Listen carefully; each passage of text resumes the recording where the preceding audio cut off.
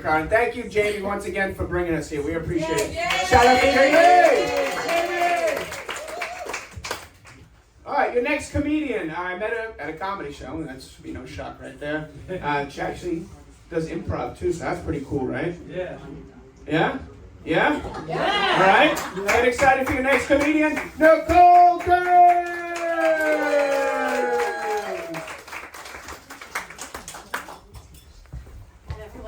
Taller than me. Hi, hello. Hello, hi. How we doing, everybody? How's it going? All right. I feel very zen right now. I like that we're in a nice little yoga studio. This is nice. Usually when I'm in a yoga studio, I have those invasive thoughts like, don't fart, don't fart, don't fart. And that's almost always when someone walks by and is like, let me just push you deeper into this twist. And I'm like, please fucking don't. Maybe we don't do that. Maybe we don't do that. So I usually do my yoga at home because then I can toot in peace. So, I also just want to call something out just really quick off the tippy top. I know what I look like and I know the hoops are misleading. I'm so sorry. I'm not Latina though. No. Are you thinking it? Stop. So I get it though because we share the same colonizer, so this happens all the time. I understand. I'm Filipino actually, so that means that I'm white and I'm Filipino. It's good. It's good. So that means that my mom's from the Philippines and that my dad calls me Oriental. So it's nice. It's good. It's good. But my husband gets it because he's Wakistani. So it's good. So we both know what it's like to have a white parent pick us up from school. It's a little awkward getting racially profiled by a lady behind a desk that's just like, are you sure that's your dad? And we're like, don't be racist. Don't be But I have two half sisters because my parents did like a yours, mine, and ours situation, and it's kind of cool because I can like look at my white sister and be like, wow, that's what I'd look like if I was 100% white. Noted. Interesting. Interesting. But instead I just look like my dad with a tan, but also in drag. So it's fine. It's good. It's good. It's good. But I've only met like 1.5 other Filipinos in Charlotte. I don't know how many you know, besides me. So I thought I might talk about like the 2 types of Filipino ladies you might come across in your day-to-day someday. The first I like to call the South Pacific Filipino lady, you know what I mean? So she's beautiful and she's thin and she's forever 21, right? And she's definitely a nurse, for sure. And she's delivered all the babies, you know, all the catheters. I just have to say that my best friend is hell yeah, exactly that Filipino you're talking about. She would love you. She's probably my tita. I love it. And the second type of Filipino lady I like to refer to as the colonize me, I dare you kind of Filipino lady. Or as my mom might say, like, fuck around and find out, you know? So, this Filipino lady is built a bit like a brick shit house, okay? I don't know if you guys can see in the back, this is supposed to be a flare jumpsuit. Do you see this flare going on in these calves? Not at all. None at all. These are those don't fuck with me calves. That's what those are. Followed by the don't fuck with me thighs. That we have. Yeah, we're built like, you know, like a cute little running back, like the kind that sent the white people running back to the boats. You know? They're like little baby Samoans, like Lilo and Stitch. That's me. That's what you're looking at right now. That era of skinny jeans was awful. It was awful. You know when you're wearing pants and you can see the seams just like hanging on for dear life? It was all of high school. It was awful. But I'm learning to like my body type. It's taken a while because being a woman in society is stupid, as we all know, right? And obviously there's constantly like pressure to be skinny and things, but I like that I'm like naturally very strong. Like I can hibernate for the winter and still bench press quite a bit. It's nice, you know. And also I run weirdly fast. I have a slow heart rate like an athlete, according to my doctor. After she usually tells me I'm morbidly obese and then will screen me for depression. So I feel like those are related and she doesn't believe me. I feel like I'm like, you hurt my feelings, and then you're like, why are you sad? It's weird. It's weird. I disappoint her every year because I don't have diabetes.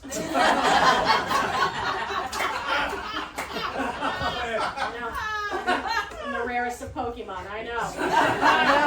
Yeah, every year she's just like, your heart rate, my God, like your blood work, it's pristine, but like you're so round, so like what the fuck? You have the diabetes, get the diabetes, You know? I'm like, ma'am, I'm trying. I really am. I'm working on it. We'll try again next year, okay? But I have a theory now. My theory about bodies is just that, like, being thick is a survival tactic, okay? I know we're in a yoga studio, hear me out, all right? Okay. So, like, do we have true crime fans in the audience? Yeah, a little bit. Okay, so pop quiz, number one threat to a woman's life is? Her husband. That's right, it's men. You would think it'd be the sun or traffic or cancer or something, but it's dudes. It's dudes with balls and stuff, unfortunately. And so I always picture like a serial killer looking for victim number 6 in a Trader Joe's parking lot or whatever, right? And he comes across me, just built out of nothing but hot Cheetos and Takis, just all the way out there, okay? And I just imagine him being like, please, get into my van, because I feel like I just go, fucking make me, all right? It's try to see you abduct me. Lift with your knees, not your back, okay? I'd love a PTO day. I'd love to go, hey, I can't come into the office. I've been abducted. I'm sorry. In a windowless van. But probably won't happen, so I'll be on my way. So here's the deal. The next time you're just like, oh, God, I should, like, go on a weird fucking juice cleanse, just feel like, no. Thick thighs save lives. Okay? I've been trying to change up the way I work out and things because I get bored very easily and stuff. In college, I actually did some boxing, and I am a Southpaw. Actually, I'm a lefty. Yeah. It's really useful in boxing, and it's confusing in every other fucking sport. Everybody else is like, oh God, she bats that way. Fuck. You know, like everybody hates dealing with lefties. But I basically just mastered the art of running away in Muay Thai kickboxing. Just like MMA's scary, man. Like boxing's classy. It's in a ring. We wear shoes. You know what I mean? Like we don't hit you in the dick. Like there's a lot of rules. It's nice. Whereas like UFC stuff is like you're in a cage. Okay, you're in a cage. It's enclosed. No one's wearing fucking shoes. Everyone looks like Voldemort. Like it's fucked up stuff. No one's got ears. All right. Like what's that about? So anyway, I spent most of my Muay Thai training running from whoever I was fighting. But there is like one workout that girls like flock to quite often, especially as we're in the New Year, New Me era. And I'm not a fan, okay? Spin classes are stupid. I fucking said it, okay? I'm sorry. I don't know if this is a safe space, but I'm just not waking up at like 5 a.m. on a Tuesday morning to go to some random strip mall, okay? And like walk in and there's just like purple bisexual lighting and just like club music just going like to get on a bike that isn't going anywhere. Fuck off. No. I'm not gonna listen to some dude with a Britney Spears microphone, definitely named Maverick, okay? Peer pressuring me to pedal towards the life that I want. I'm okay. I can't do it. It's not my thing. Also, does everyone else feel like once they've gotten off of those bikes that they've been punched in the asshole? Or is it just me? It's all of us, right? Yeah. What's that about? They'll be like, you'll get used to it. And I'm like, fuck you, Beth. And you know stupid. Don't like that shit. Not a fan. I did not grow up in the Carolinas. I was raised by city folks who are terrified of places they cannot access cable. So when I moved here, and I saw you guys frolicking outside all the time, you're like hiking and you're whitewater rafting, like all the shit on the Girl Scout cookie boxes, like you do that shit, you know, voluntarily. I thought these were staged images by Big Cookie, but you're really doing that shit, you know? So I try to, like, you know, explore the great outdoors. Hiking feels easy. You walk uphill, you walk back, you know, it's fine. But every so often when somebody invites me hiking, I'm always just like, how well do I know Claire from accounting? Does the woods feel like a good place to dump a body? I'm going to tell her I pooped my pants and I can't go. That's usually what I do that. Lake activities freak me out. There's a lot of bodies of water here. I'm from Las Vegas, so lakes are where you dump the bodies where I'm from, you know what I mean? So anytime you guys are like kayaking there, I'm just like, what's in there? Who's in there? You know? I live right by the White Water Center. Do we know where that is? Yeah. Okay. So every time I'm there, there's always people that are zip lining. And I'm sorry, like, I am not gonna like strap myself to a wire and fly through the fucking tree's vagina first. Not happening. What's the rush? Can't I walk? What are we doing? Like, what? I'm not putting my life into like the hands of some Patagonia wearing Cliff Bar eating dude named Dave, okay, who has me hanging by a carabiner clip. Like, this is not having a nice time. I'm not having a nice. My carabiner clip can barely keep my keys attached to my ass. Like, I feel so not safe. It's the weirdest team building activity I've ever seen. Like, it's just not. Not my thing. I'm an indoor girly. That's my thing. Do we have indoor girlies here? Woo-hoo. Yeah. Cool. I'm a big reader. Do we have readers in here? Do we have any reader girlies? Okay. I read 40 books last year, you guys. I know. I had to change my eye prescription. You guys are a little blurry. It's okay. But yeah, no. So I read like 40 books last year, and yes, they were all porn. Thank you so much. They were the spicy books. Okay. Take it from a pro, guys. Read your porn. All right. There's a weird porn ban in the Carolinas that no one understands. I don't want a VPN, so I'm reading my porn. Okay. But it does hit different when you read your porn, you know? Like, you can orgasm with your imagination. This is very interesting, you know? I'm just testing all of your guys.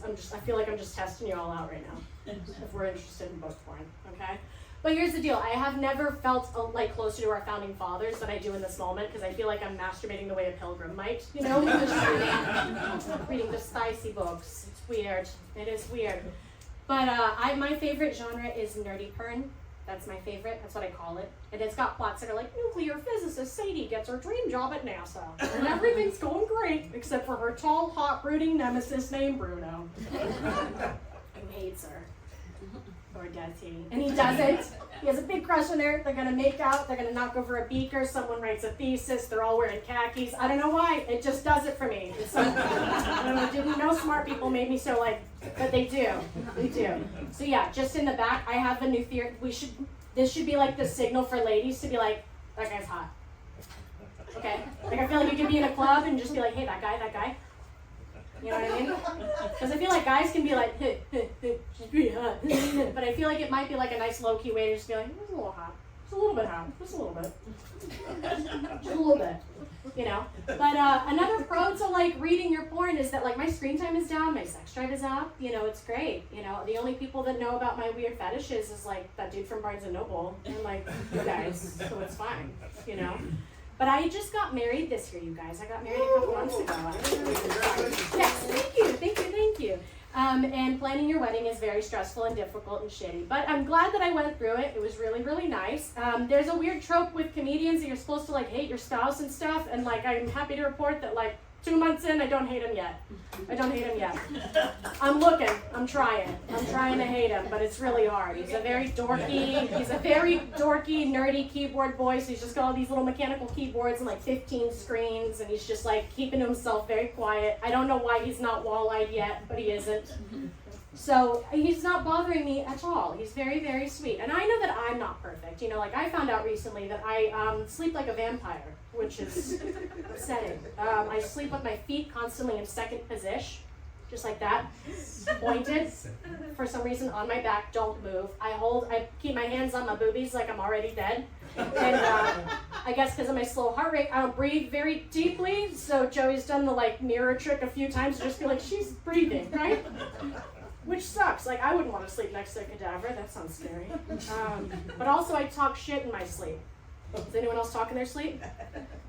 I would rather walk in my sleep than talk in my sleep. Because then I could just be like, excuse me, oh, that's a wall, fuck off. But like, no, I have to talk in my sleep. Do you know how terrifying it is to wake up and him go, do you know what you said last night?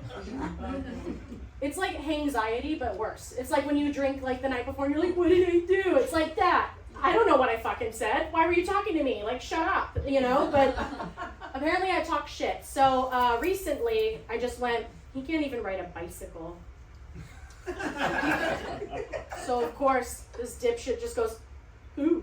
And I was like, Donald Trump. I don't know if this is true. Maybe I heard it in an NPR thing. Maybe just someone started a fucking rumor. I don't know. But for some reason in my sleep, I was like, he can't ride a bicycle. He's a fucking idiot. And he was like, really? And I was like, neither can Kim Jong-un. And